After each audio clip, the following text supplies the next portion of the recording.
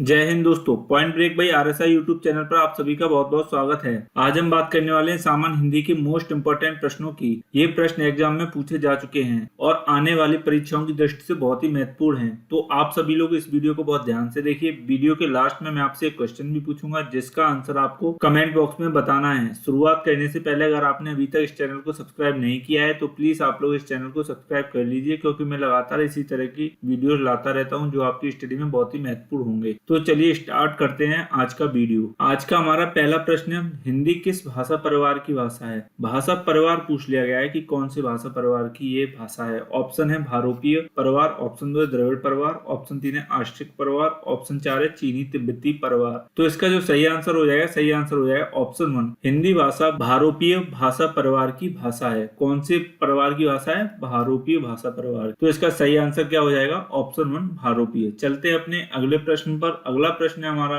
Question number 2, दोहे और रोले को क्रम से मिलाने पर कौन सा छंद बनता है? छंद पूछ लिया गया है कि कौन सा छंद बनेगा। ऑप्शन है हरिगीतिका बनेगा, ऑप्शन 2 है कुंडलिया बनेगा, ऑप्शन 3 है सवैया, ऑप्शन 4 है इनमें से कोई नहीं। तो इसका जो सही आंसर हो जाएगा, सही आंसर हो जाएगा ऑप्शन 2 कुंडलिया। दोहे और रोले को क्रम से मिलाते हैं तब कौन सा छंद बनता है? वो बनता है कुंडलिया। कुंडलिया में कुल कितने पद होते हैं? तो वो कितने होते हैं? 6 पद होते हैं। यह एक विषम मात्रिक संयुक्त छंद होता है। कैसा छंद होता है? विषम मात्रिक संयुक्त छंद। इसमें एक दोहा और एक रोला होता है। दोहे का जो चौथा चरण होता है वो प्रथम चरण में दोहराया जाता है तथा दोहे का प्रथम शब्द ही रोला के अंत में आता है। कुंडलिया का प्रारंभ जिस शब्द से होता है उसी से इनका अंत भी होता है। चलते हैं अपने अगले प्रश्न पर। अगला प्रश्न है हमारा क्वेश्चन नंबर 3, चरण कमल बंदो हरे राई में कौन सा अलंकार है? चरण कमल बंदो हरे राई में पूछा गया है। ऑप्शन है यमक, ऑप्शन 2 है रूपक, ऑप्शन 3 है श्लेष, ऑप्शन 4 है अनुप्रास। तो इसका जो सही आंसर हो जाएगा, सही आंसर हो जाएगा ऑप्शन 2 रूपक अलंकार चरण कमल बंदो हरे राई में होगा। कौन सा अलंकार होगा?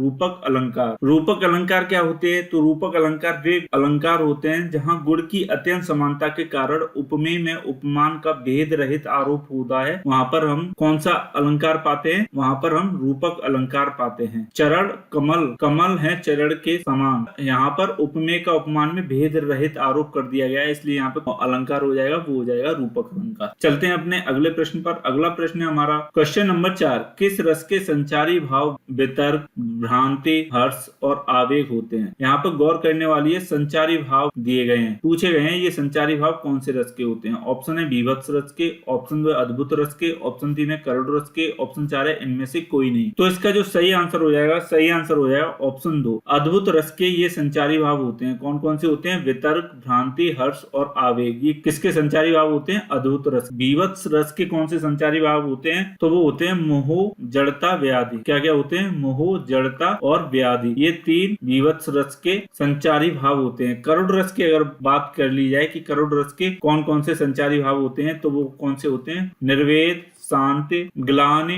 चिंता, मोह, विषाद, दैन्य। ये करुण रस के संचारी भाव होते हैं। अगला प्रश्न है हमारा, कार्य करने की इच्छा के लिए एक शब्द है। कार्य करने की इच्छा के लिए शब्द समूह के लिए एक शब्द पूछा गया है। ऑप्शन है अभीप्सा, ऑप्शन 2 चिकीर्षा, ऑप्शन 3 है जिगत्सा, ऑप्शन 4 है इनमें से कोई नहीं। तो इसका जो सही आंसर हो जाएगा, सही आंसर हो जाएगा ऑप्शन 2 चिकीर्षा कार्य करने की इच्छा के लिए एक शब्द होगा। क्या होगा? चिकीर्षा। जिगत्सा क्या होता है? भोजन करने की इच्छा को हम क्या बोलते हैं? जिगत्सा। और अभीप्सा किसको बोलते हैं? किसी वस्तु को प्राप्त करने की जो तीव्र इच्छा होती है उसको हम क्या बोलते हैं? अभीप्सा। चलते हैं अपने अगले प्रश्न पर। अगला प्रश्न है हमारा निम्न क्वेश्चन नंबर 6, निम्नलिखित में से ब्रज भाषा का क्षेत्र नहीं है। ऑप्शन है मथुरा, ऑप्शन 2 अलीगढ़, ऑप्शन 3 है हाथरस, ऑप्शन 4 है रोहतक। तो इसका जो सही आंसर हो जाएगा, सही आंसर हो जाएगा ऑप्शन 4 नहीं है। कौन सा है? रोहतक ब्रज भाषा का क्षेत्र के अंतर्गत नहीं आता है, जबकि मथुरा, अलीगढ़, हाथरस ये तीनों ही ब्रज भाषा के क्षेत्र के अंतर्गत आते हैं। चलते हैं अपने अगले प्रश्न पर। अगला प्रश्न है हमारा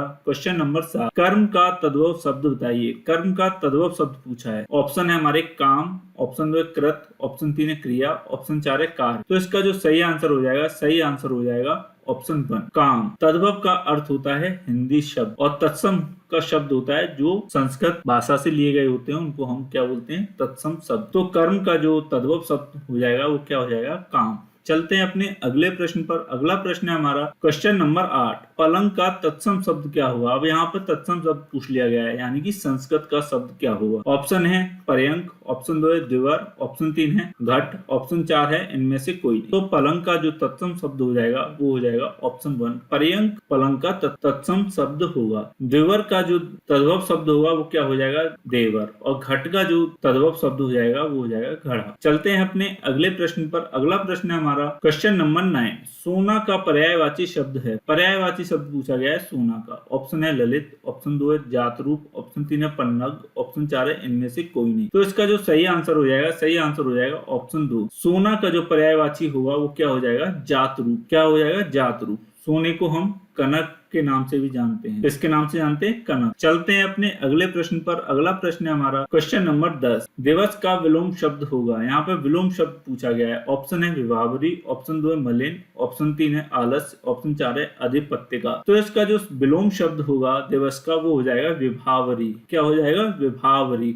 आलस्य का क्या हो जाएगा उद्यम। क्या हो जाएगा उद्यम। और अधिपत्य का क्या हो जाएगा वो हो जाएगा उत्पत्ति का। क्या हो जाएगा उत्पत्ति का। और मलिन की बात की जाए तो इसका जो विलोम शब्द हो जाएगा वो हो जाएगा निर्मल। क्या निर्मल। चलते हैं अपने अगले प्रश्न पर। अगला प्रश्न है हमारा क्वेश्चन नंबर 11, आद गुण किस संधि का सूत्र होता है। आद गुण पूछा गया है। ऑप्शन है दीर्घ संधि का है, ऑप्शन 2 वृद्धि संधि का, ऑप्शन 3 गुण संधि का, ऑप्शन 4 है इनमें से कोई नहीं। तो इसका जो सही आंसर हो जाएगा ऑप्शन 3। आद गुण किस संधि का सूत्र होता है वो होता है गुण संधि का। वृद्धि संधि का अगर सूत्र पूछा जाए तो वो क्या होता है वृद्धि रेच। क्या होता है वृद्धि रेच है। और दीर्घ संधि का अगर सूत्र पूछ लिया जाए क्या होता है अकह सवर्णे दीर्घ। ये दीर्घ संधि का सूत्र होता है। चलते हैं अपने अगले प्रश्न पर। अगला प्रश्न है हमारा क्वेश्चन नंबर 12, अधिकार का विशेषण शब्द होगा। विशेषण शब्द पूछा गया है। ऑप्शन है आधिकारिक, ऑप्शन 2 अधिकारी, ऑप्शन 3 है अधिकार क्षेत्र, ऑप्शन 4 है उपयुक्त सभी। तो अधिकार का जो विशेषण शब्द होगा तो वो क्या हो जाएगा